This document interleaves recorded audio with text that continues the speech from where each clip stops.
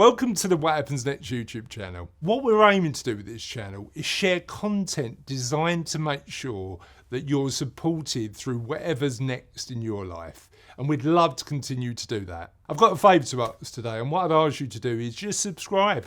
It costs you nothing, but it really helps us deliver really good quality content on a consistent basis. Thank you, and let's go on to the interview. Welcome to this interview for What Happens Next.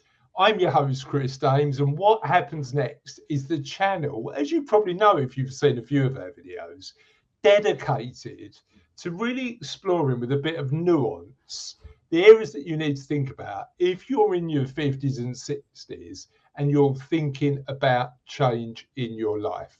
And we explore some really interesting topics. One of my favorites that we've recently published is a professor of sleep who was talking about how we can sleep better, because even though my day job involves me building people's financial plans, actually what I'm really interested in doing if you're going through that period of your life is supporting you with well-being in all areas. And that's what Happens Next is all about. It's making sure that we help you, support you to live a life well lived, whatever that means to you, but looking at that through a framework of well-being.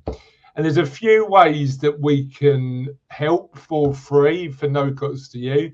Number one, you can visit our website at www.whathappensnext.life, where you can get access to a range of different free content. Number one, the one that I'd recommend, and the one that was really insightful for a lot of people who have told us that it's insightful, is the What Happens Next quiz. Because what that allows you to do is look at where you are from a well-being perspective and see where you might want to make improvements. I know, and I built the quiz, it was quite insightful for me as well. So yeah, please do use the free resources and like this video if you get value, and please make sure you subscribe to the YouTube channel. Now, one of the interesting things that I'm finding with a lot of my clients at the minute is they're in a sandwich, and they're in a sandwich between kids who are coming into adulthood or already adults who are remaining independent, and parents who are needing their help and support. And today's interview with Emily Sharp, is all about that particular subject. Emily, how are you today? Chris, it's so lovely to be on your show, on your podcast, on your video. Thank you so much for the invitation. I'm thrilled to be here. I will say I took your quiz, and speaking of sleep, that is where I scored the lowest because I have a 3-year-old and he was up at 3 o'clock in the morning. So hopefully I'm functioning as well as I can. But what's interesting with that? I mean, you know what? It was a fascinating interview. As we record this, I don't think that's out yet. But really, and this is one of the benefits of being able to do these interviews, Emily, I get to learn loads too. And the interview with Dr. Neil Stanley, who was the sleep guy, felt by the end all about how I can improve my own sleep as opposed to, but yeah, loads and loads of value on that one. And a fascinating subject that I think we could all do with learning a bit more about, I think. So yeah, it's good. What's it like having a 3-year-old? Mine's 13 and 21 now. So what's it like having a 3-year-old? Oh, he's great. He has a very strong personality. I wonder where he got that from. And it's such a pleasure to get to learn from him and learn about him. I heard a great quote the other day that when we become parents, we are, rather than saying, for example, if you're a mother, you are not the child is not your child. You are the mother of that child, meaning that you are raising them to go out in the world and help them to be the person they're going to be. So I try to take on that perspective. It's so interesting because a lot of my clients, and currently Cassie and I are going through this at the minute, is trying to manage that changing dynamic, because with a daughter who's 21. I mean, we've still we've still got a 13-year-old with us. What I've realised is they're only on loan. Your job is to actually prepare them for the outside world. And I think part of the challenge, and I talk to my clients about this all the time, is how that can have a real impact on identity when they leave. So we'll talk a lot about that, I'm sure, identity and how we manage that within the family dynamic today. So without further ado, tell us a little bit about you. Sure. My name is Emily Sharp. As you can probably tell, listeners, by my accent, I am not from the UK. I'm American, originally raised in Connecticut and Michigan, so East Coast and the Midwest. And I am the founder and CEO of Guiding Generations, which is a service that helps people manage their parents' care from a distance. Yeah. And I come to this venture from a background in law and public policy and social impact. So I trained as a human rights lawyer in the States. I worked for many years in global privacy policy at Facebook, and later led public policy here in the UK at the Web Foundation, where I focused on making the internet more accessible and equitable. But after going through the challenges of long distance caregiving for my own parents, and by the way, we can talk about what the definition of caregiving is, because I take a very broad view on that. But after starting to think about my own parents' care, who they're back in the States, I saw a really big gap in support for families like mine, especially people who are juggling life in one country, including potentially with children or other ongoing care obligations in the country where you live, while managing aging parents in another country. And that's what led me to start Guiding Generations. Yeah. So tell me a little bit about that experience with your mum and dad. Sure. I think as it comes to a fair number of people, as I was getting married to my now husband and thinking about having children, you start to think about being responsible, getting your own estate planning done, your wills, your power of attorney, et cetera. Not everyone does, but if you do, it starts the wheels turning.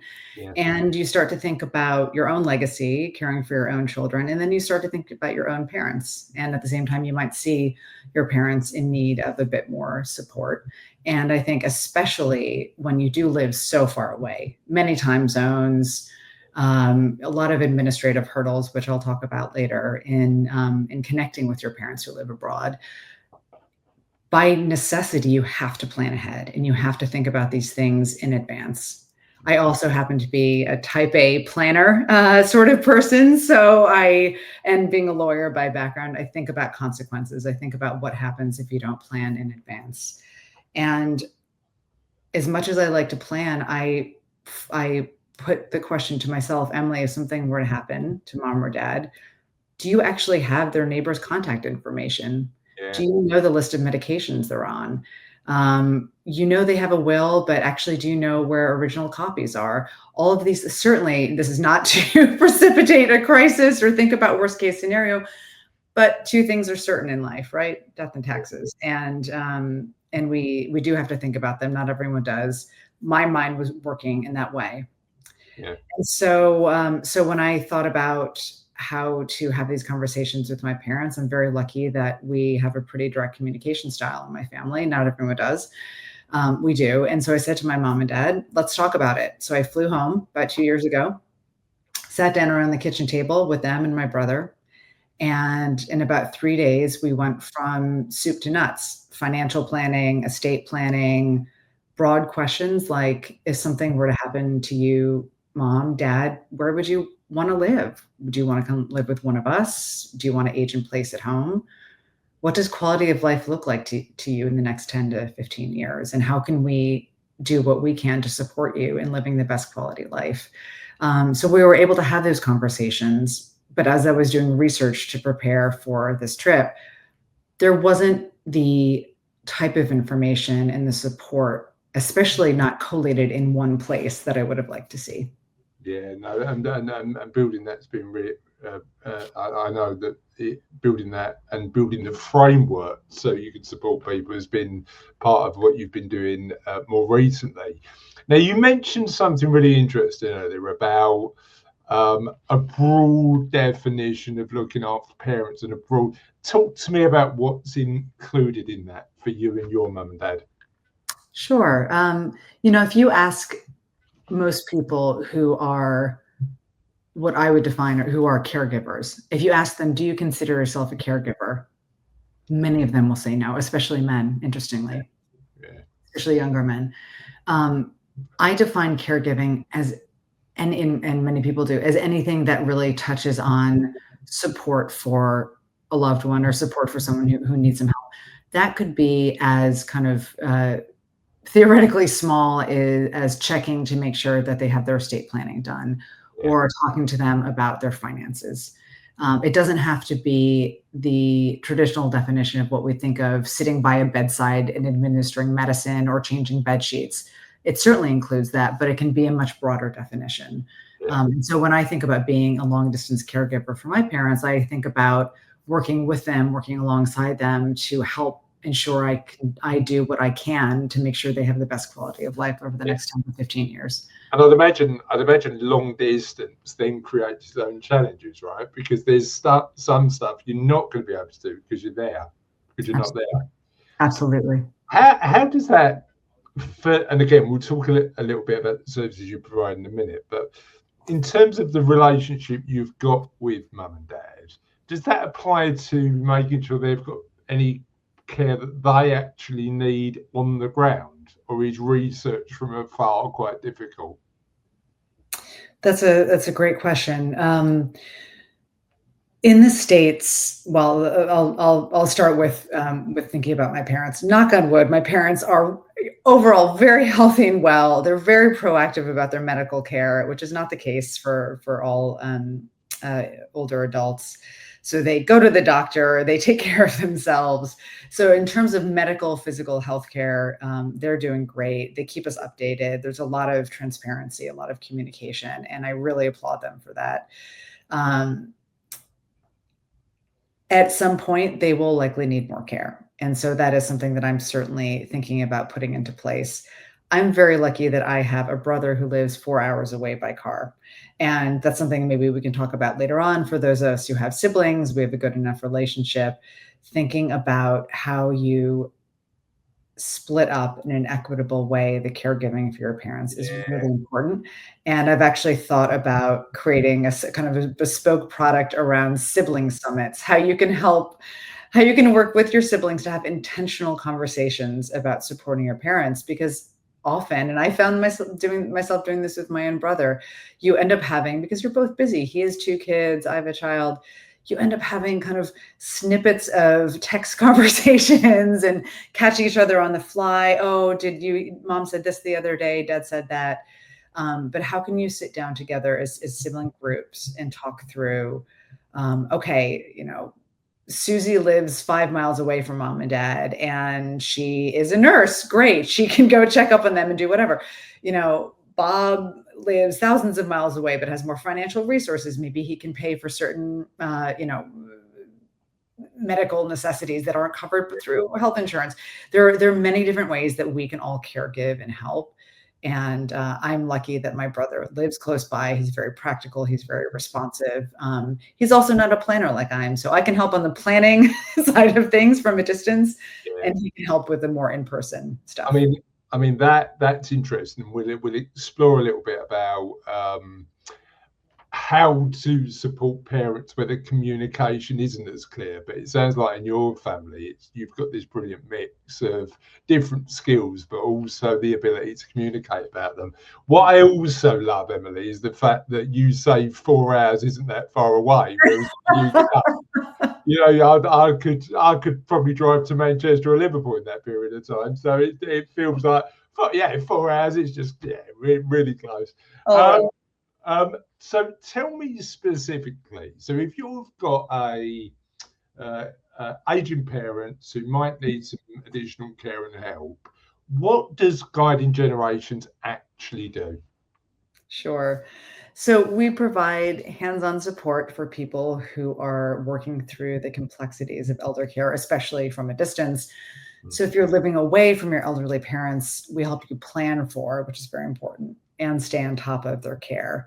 So that includes managing medical needs, finances, handling home maintenance, or legal and estate planning matters. Um, what I do is I provide my clients with personalized plans. So we agree on what they want to discuss first with their parents, how they can get the conversations going. Once they get started, it's actually incredible to see how quickly the puzzle pieces start to fall into place. And very happily, my clients' stress levels do seem to go down pretty quickly. And that's something hopefully we can cover again, getting over that initial barrier and resistance and avoidance of getting into some of these tough subjects. Many of my clients are busy, really busy professionals who really want to show up for their elderly parents, but they're feeling overwhelmed, especially by trying to handle everything remotely. And so I want to help give them peace of mind, coaching them through the planning, the logistics of caregiving, so they can really focus on the relationship with their parents rather than constant problem solving, firefighting, crisis management. I like to say that every generation and every individual who goes through this, who starts to see their parents starting to slow down, or there's a crisis moment where mom has fallen and needs to go to hospital, we can often feel that this is an intensely personal and lonely experience. Like we're just starting from scratch. Yeah. And then when you start to scratch the surface, you actually see there's a huge amount of information to take in, especially thinking about complex legal and financial decisions, affording care for our parents, making the right healthcare decisions, ensuring they're doing the right estate planning, and on and on and on. It can feel sometimes like it requires a master's degree to start to feel like you're getting a handle on how to make informed choices on all of these issues. And so I work with my clients to try to break down some of these big decisions into manageable steps. And I help people move forward, hopefully with less stress and fewer mistakes. So it's a very bespoke, tailored service where I work with each client's individual circumstances. And the biggest value add I think I give them is, number one, putting a plan in place. So my clients often talk about feeling anchored. Once they have the plan in place, they know what the next steps are and what the priorities are, whether it's sorting out getting their parents hearing aids, getting them a financial planner, getting their power of attorney documents done. And then it's also about providing that shortcut. So I've done the heavy lifting on doing the research around what you need to know, so they don't have to go and do that on their weekends, on their their late evenings. I can serve it to them, as it were, and give them the opportunity to digest it without having to do all the research from scratch. I think often, and you'll have more insight into this than I will, Emily, helping mum and dads often feels like quite an overwhelming project. Like, where do you start with all of this sort of stuff?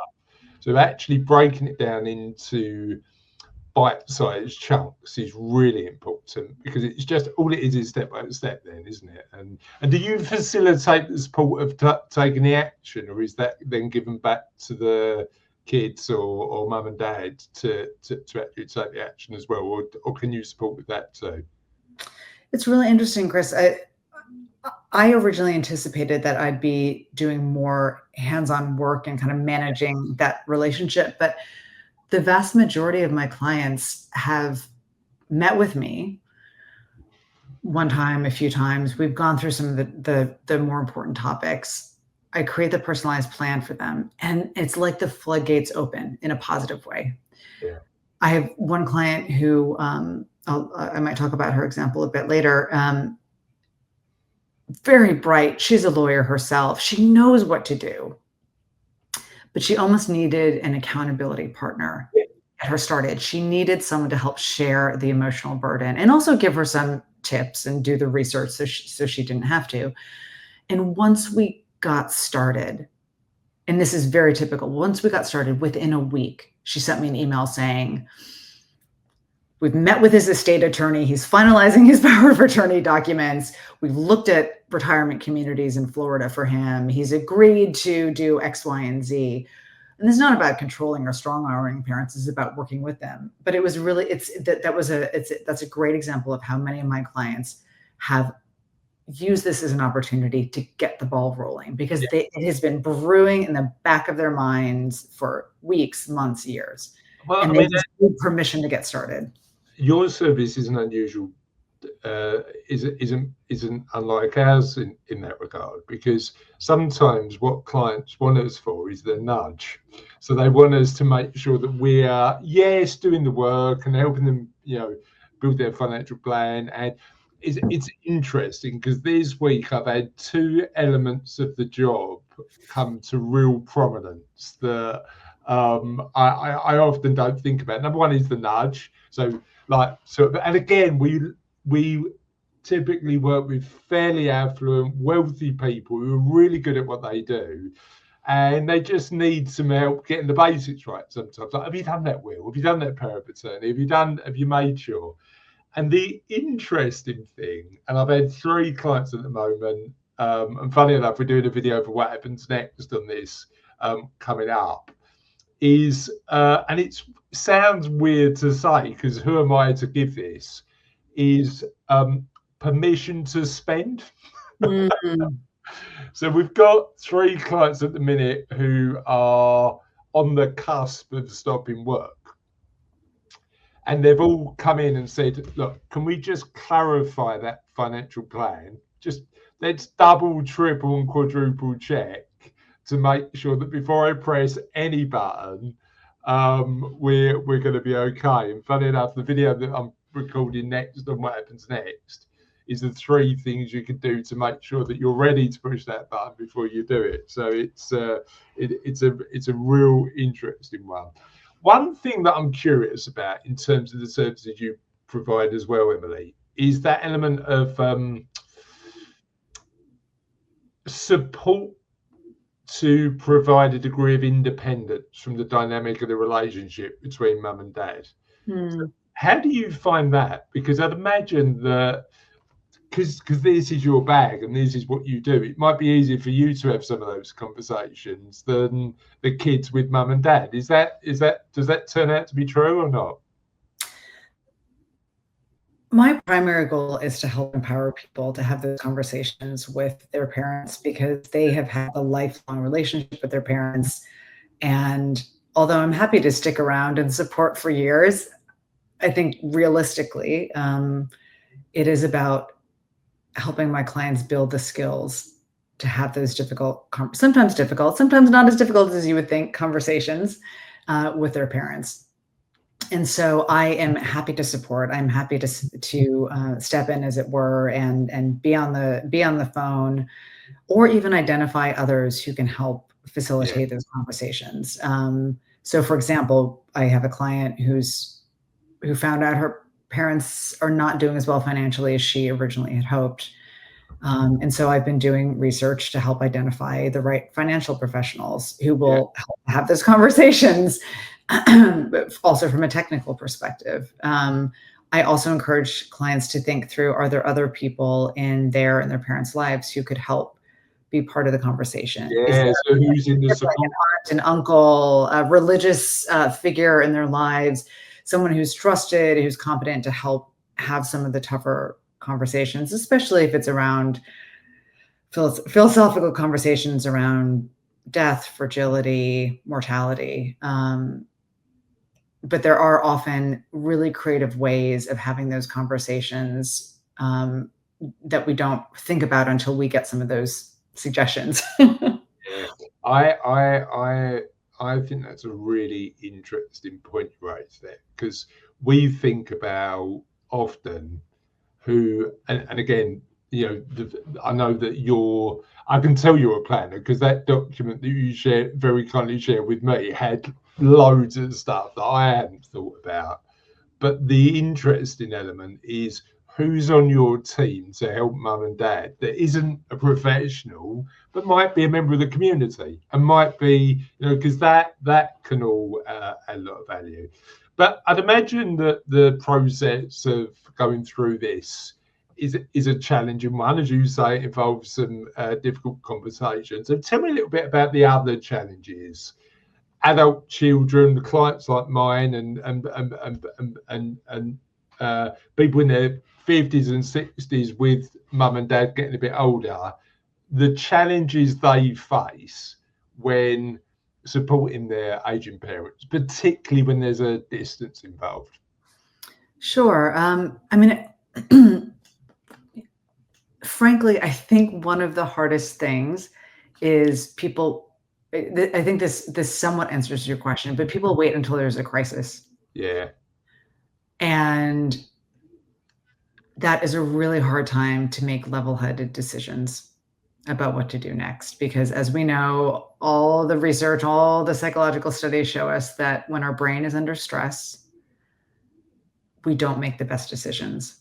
And so most people only start going down this road until there is a crisis. As I mentioned, maybe mom has fallen and ends up in hospital, or there's a financial crisis. There's a discovery that actually the assets we thought were there were not there. And how do we pay for long-term care? Yeah. There can be a range of crises that occur. And so not having the conversations in advance means that when you're planning in crisis, the costs will go up because your options are often more limited, or you're willing to overpay to solve the crisis.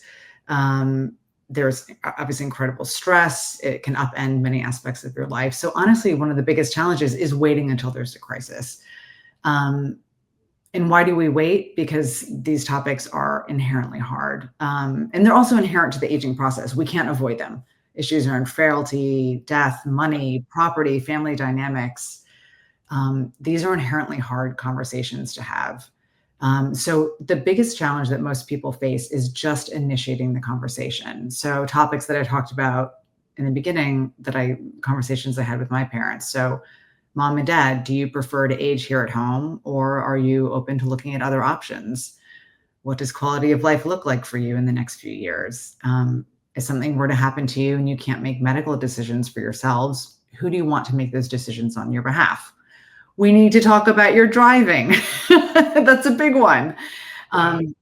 It's so interesting though, isn't it? Because you think about that, and I'm thinking about my dad now, and he doesn't drive. He's 76, so he's not that old, but he doesn't drive anymore.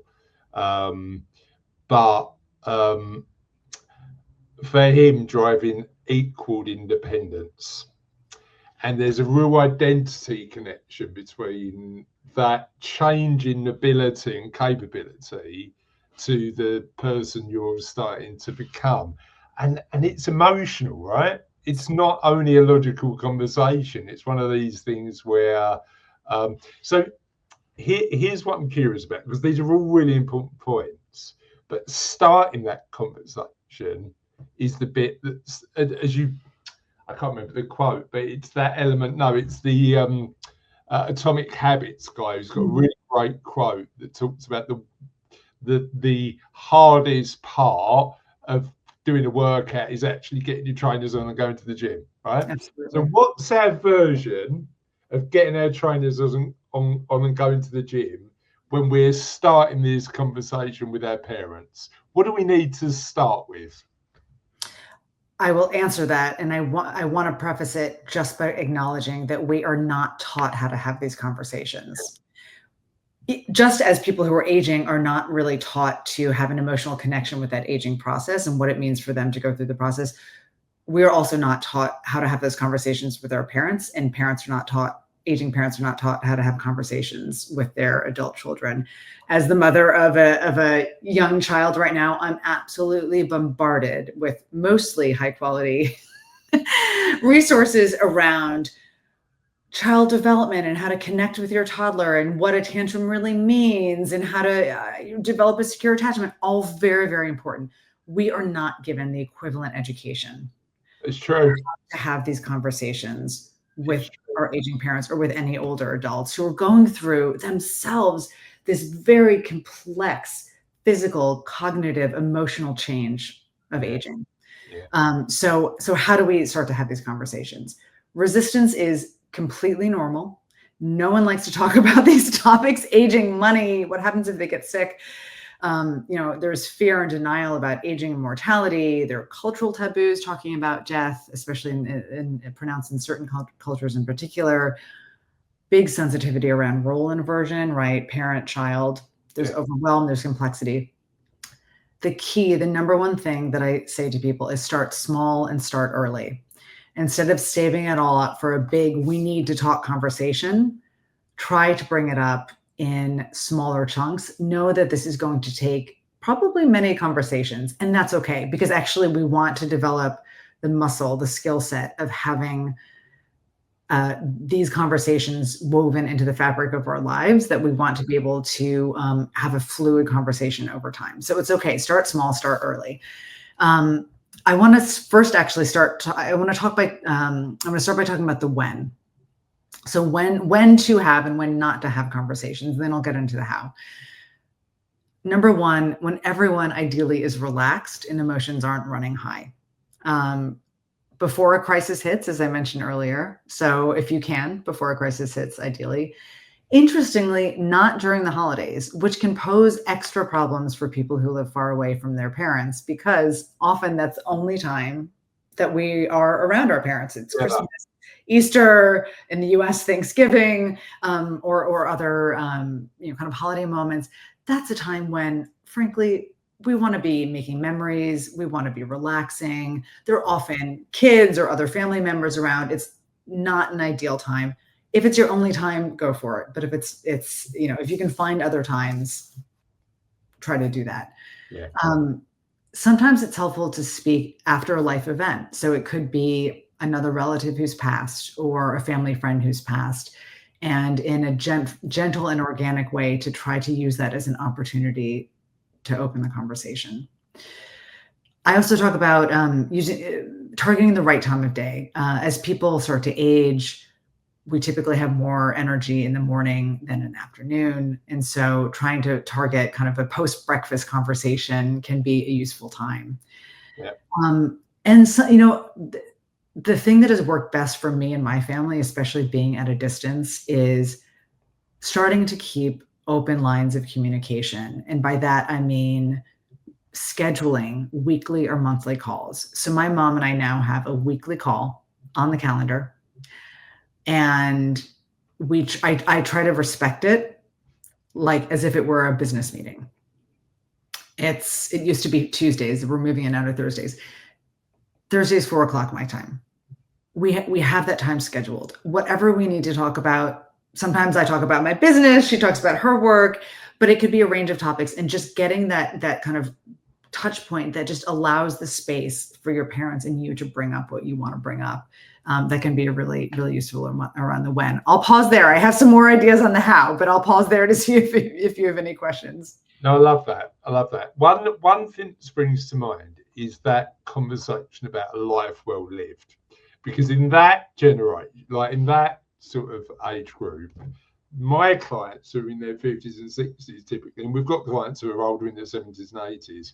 My experience is that perception of a life well lived in our 50s and 60s and what we want to do in that period of our lives changes over time.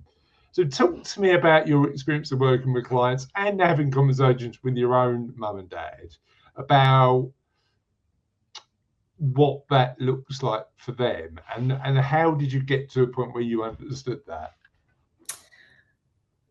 What comes up a lot with my clients, the adult children, is they will want to encourage and sometimes pressure their parents to stop working. And that includes me and my parents. My parents are still working, and they're in their mid to late 70s.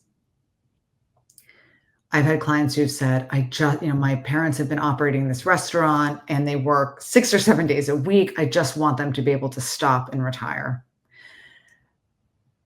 Because we equate retirement with leisure and less stress and the opportunity to enjoy life. And it's interesting, during one of your recent podcast interviews, you spoke about with your guest about kind of phased. It's not black or white, right? There can be a phased approach to thinking about next steps and what happens next. The reason these channels called What Happens Next, Emily, is and not How to Retire Successfully, is because actually I don't think retirement's for everybody. I don't think that when I reach the stage where I'm thinking about it, it's going to be for me.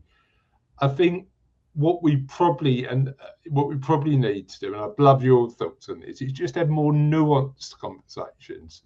And I did an interview with a guy called John Dunkley that was really, really insightful for me, because we were talking about what the Greeks perceived, the ancient Greeks perceived as well-being. And I really love this definition of it, because what we think about in retirement is we've got plenty of time for hedonistic pleasures, right? We're going to go on holiday, we're going to go out for lunch, we're going to do all the stuff we love and like because we've had this period of time where we've worked really hard.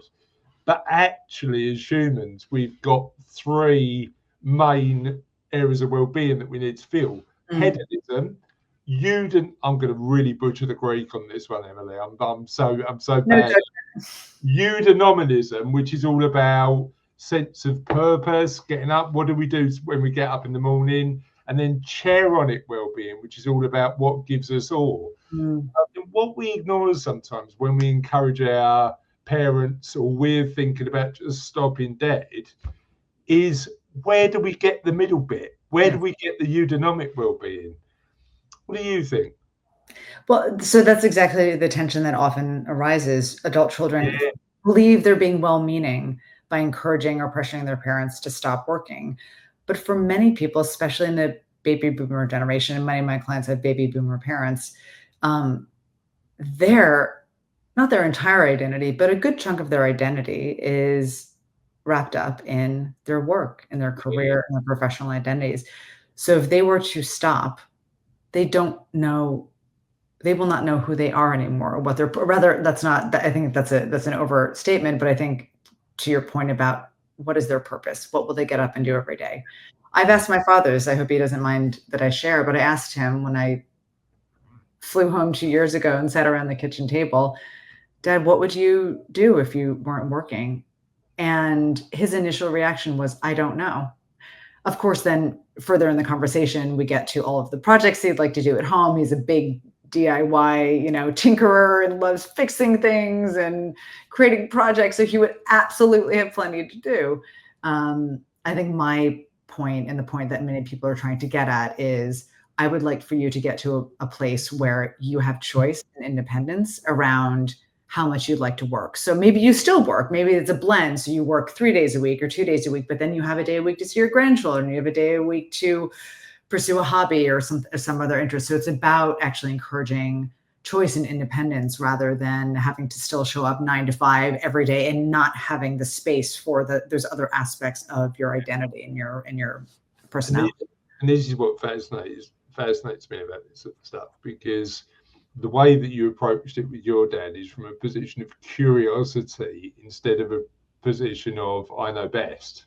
And I think that's what we've got to do, right? We've got to actually engage that curious conversation and explore a lot of the things. But what I loved when we had our last conversation, thank you for sending that through, by the way, is that brilliant planning document you've built to help your clients plan really well. Can you tell me a bit about what's included in that document for our viewers, and what bits surprise clients the most when they go, I didn't think of that?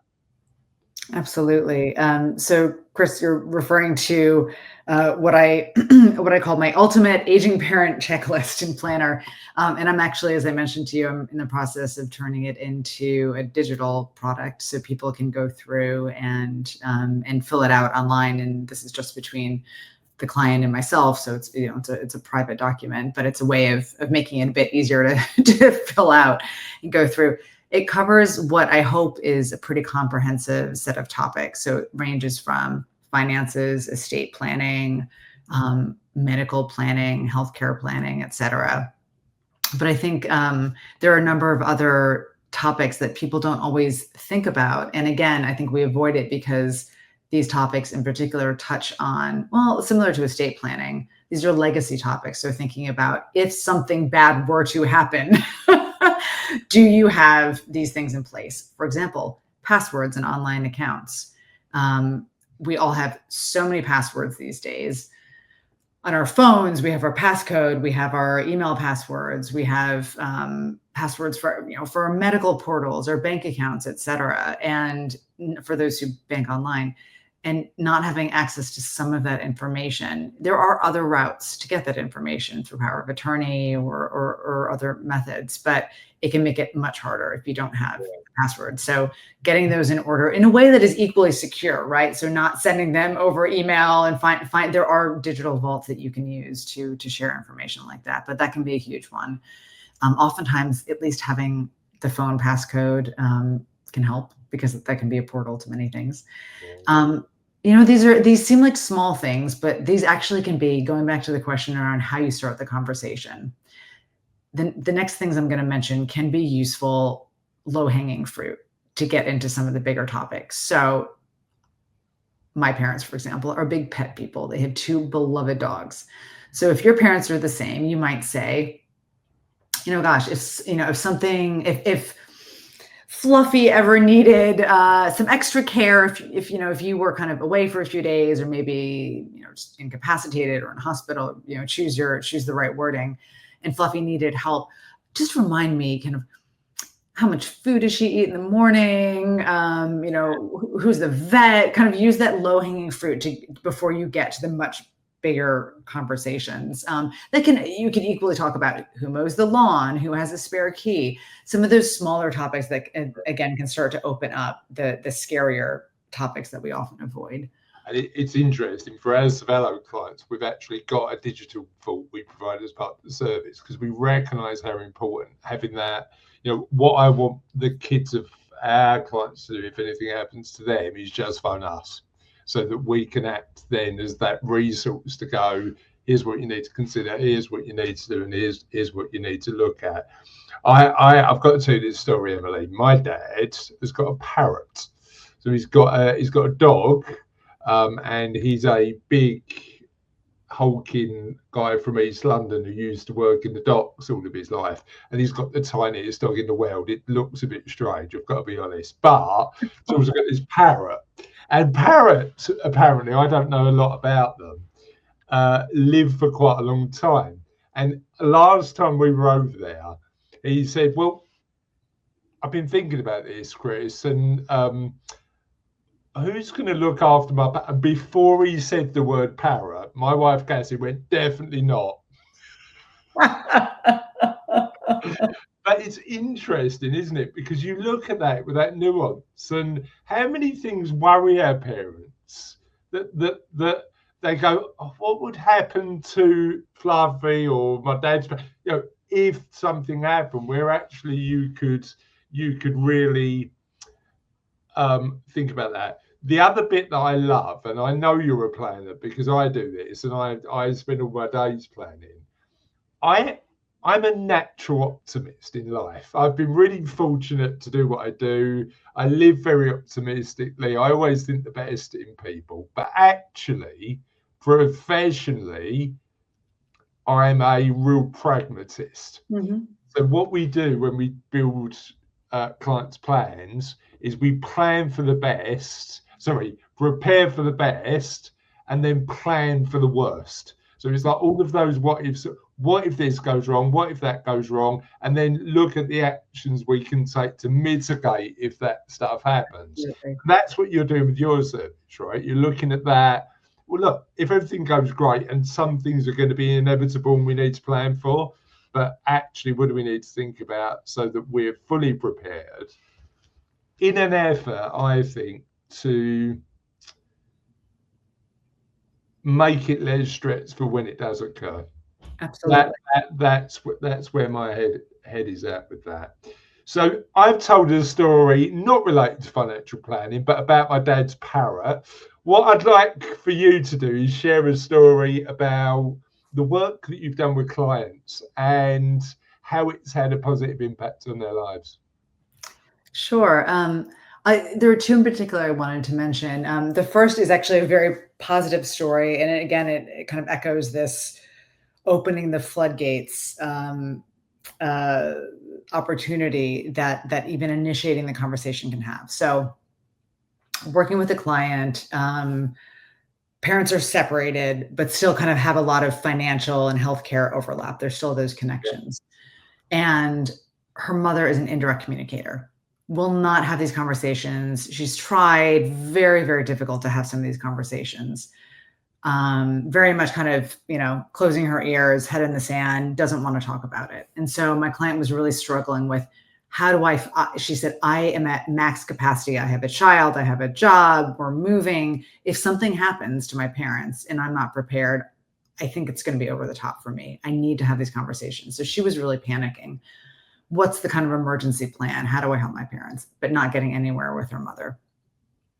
And through our conversations, and this is where my kind of coaching element comes in, I believe fully that my clients have a lot of the answers themselves, if not most of the answers. So it was really about providing her a space to think through the options. And as she was thinking through it, she said, actually, my dad is a very direct communicator, and he's not happy, but he will talk about some of these subjects. And I think he may be a bit more organized. And I think that, not in a surreptitious way, but in just a practical way, I can find out some of the information that will then overlap with my mother's case. So I can be better prepared as an adult child to support them if something were to happen. So she went to her father, and she, again, did that low-hanging fruit trick where she said, look, I need to sign my daughter up for summer camps, and they are looking for, in case of emergency, names and numbers. Do you mind if I put yours down? Emails back, father emails back, yes. She replies, great, thanks. And by the way, actually, now that I'm thinking of it, I realize I don't have your neighbor's information. Would you, just in case, would you mind just sharing that with me? So he emails it back. And then I think there was one more step where she asked for one more piece of information. And in the next email, he said, actually, I have, again, this is such a crazy rapid A to B transition, but he's basically, within a few emails, he wrote back saying, actually, I have all of my estate planning information, all of my financial information, all of my emergency information in a document. It's in this drawer in my office. And next time, we see each other, I'll give it to you and make sure that you have information so you're not worried about emergency planning. A lot of aging parents, older adults, wait for someone else to initiate the conversation, including the adult children. And you may have found this in your work as well. But it was by my client having the courage to take that first step and ask that she was able to then get peace of mind, knowing that at least for her father, she had that information. There was an open flow of communication, and eventually she was able to then speak with her mother as well. So that was a brilliant way of getting the ball rolling, and then everything worked from there. Yeah, this is really interesting, because I was thinking about this the other day, and actually there's a new video on what happens next. I think it got published a couple of days ago, talking about the fact that we experts actually haven't got all the answers. The majority of the answers come from our clients, and our job is to, yes, there's technical elements that we need to add value with, but actually the value is that sounding board. And what fascinates me about that story, Emily, is the one where smart people with the skills, when it comes to at work that they use all the time, when it comes to a lot of those personal relationships, struggle to apply those same skills in those personal dynamics. Why is that, do you think? We're just not at arm's length with our own parents. We're too close. We're too emotionally involved. And that has come up with every single client I have. I think you and I spoke about this. Every person that I've served is a professional. They have their own strong careers.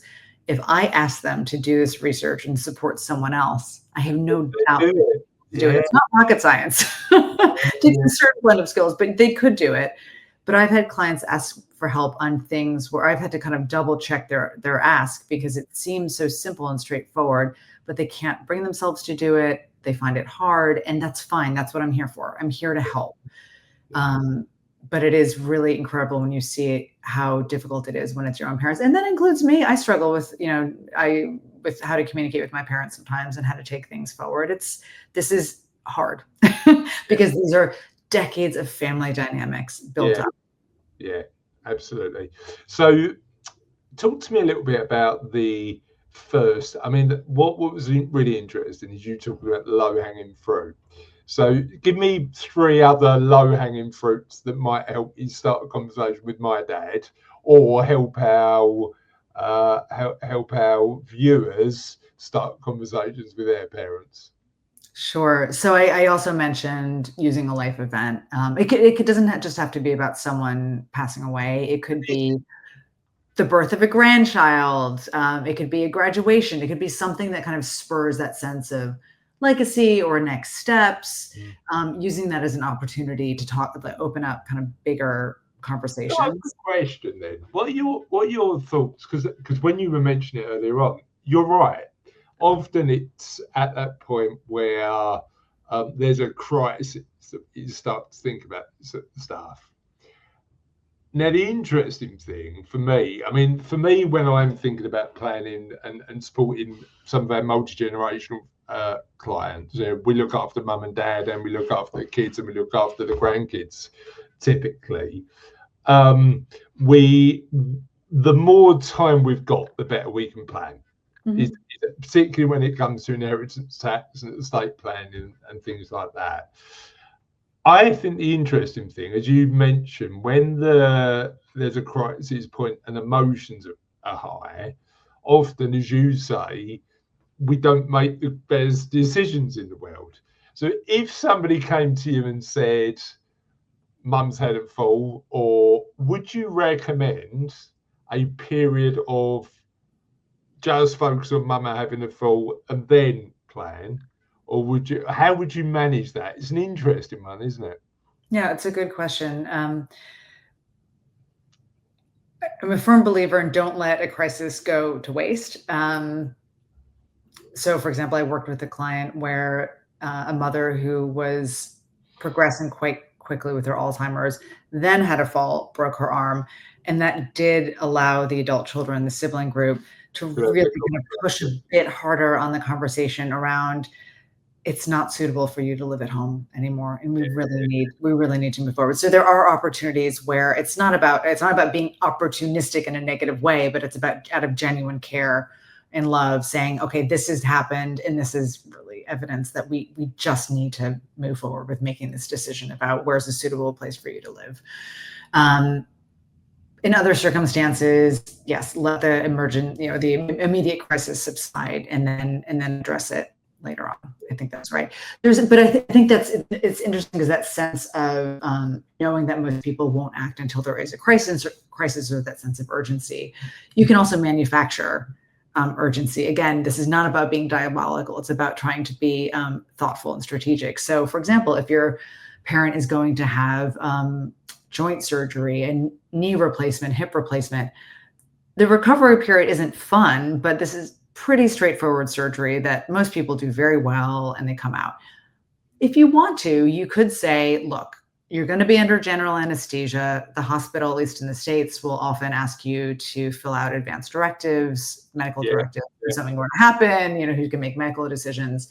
And you could say, Dad, while you're under anesthesia, I'm sure everything's going to be fine. And I'm sure your recovery is going to be fine. But just in case, if you needed some help paying bills, just while if you ended up staying in hospital a bit longer, just remind me, who do you bank with? And,